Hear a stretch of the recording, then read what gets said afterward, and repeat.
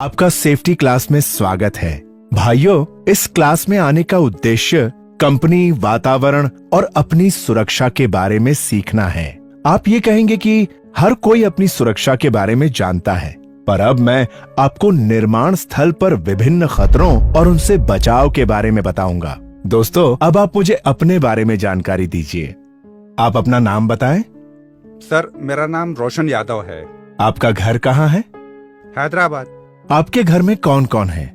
माँ, पिताजी, दादी, बहन और मेरी पत्नी। दोस्तों, आप लोगों का परिवार भी रोशन यादव जी के परिवार की तरह होगा। दोस्तों, आप जानते हैं आपको काम का अवसर क्यों मिलता है? आप बताएं। काम अच्छा करने से। ठीक है, अब आप बताएं। काम जानते हैं इसलिए। और आप? शरीर स्वस्थ हो तभी काम मिलता है। बिल्कुल सही। ईश्वर ने हम सबको एक स्वस्थ शरीर प्रदान किया है। हमारे हाथ पैर सलामत हैं और प्रकृति ने हमें अपंग नहीं बनाया। अगर हम में कोई शारीरिक विकार होते तो हमारे रोजगार की संभावनाएं कम हो जाती। इसलिए हमको इस बात का हमेशा ध्यान रखना चाहिए कि हमारा शरीर ही हमारे लिए सबसे मूल्यवान वस्तु है। ध्यान रखें, अगर शरीर स्वस्थ नहीं तो काम नहीं, और काम नहीं तो कमाई नहीं।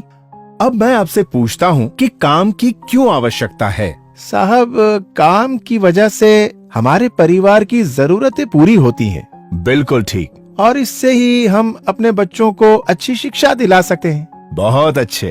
अब शायद आप मेरी बात को समझ रहे होंगे कि क्यों हमारी सलामती जरूरी है, क्योंकि हमारी सलामती ही हमारे परिवार की सलामती है। मैं इस तरह के प्रश्न आपसे इसलिए पूछ रहा हूँ क्योंकि जब परिवार है तो उसकी कुछ जरूरतें भी हैं, जैसे कि बच्चों की पढ़ाई, बहन की शादी, माँ का इलाज, घर बनाना, लोन चुकाना और भी कई दूसरी बुनियादी जरूरतें। कई लोगों की जिम्मेदारी हम पर होती हैं और एक दुर्घटना पूरी व्यवस्था को बिगाड़ देती है।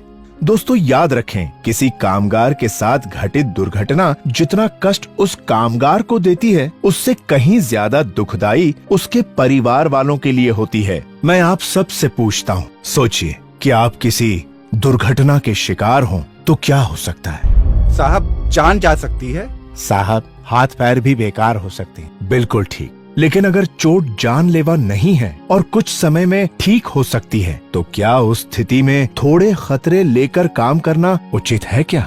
नहीं साहब, जब तक चोट ठीक नहीं होती हम काम पर थोड़े आ सकते हैं।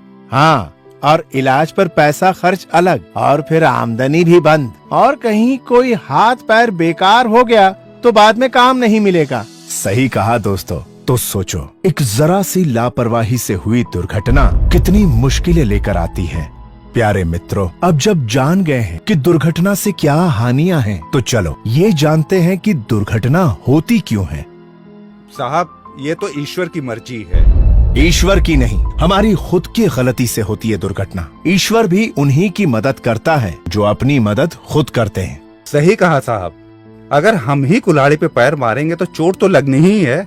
दुर्घटना होने के दो मुख्य कारण होते हैं। पहला, बचाव की जानकारी का अभाव, और दूसरा है अति आत्मविश्वास। साहब, थोड़ा विस्तार से बताएं तो शायद कुछ ज्यादा समझ में आए। तो सुनो, सबसे खतरनाक है अति आत्मविश्वास।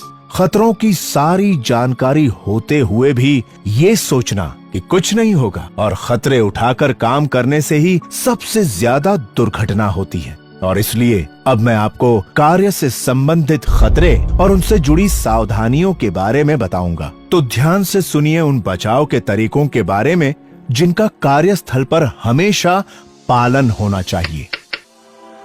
सुरक्षा प्रेरण कार्यक्रम।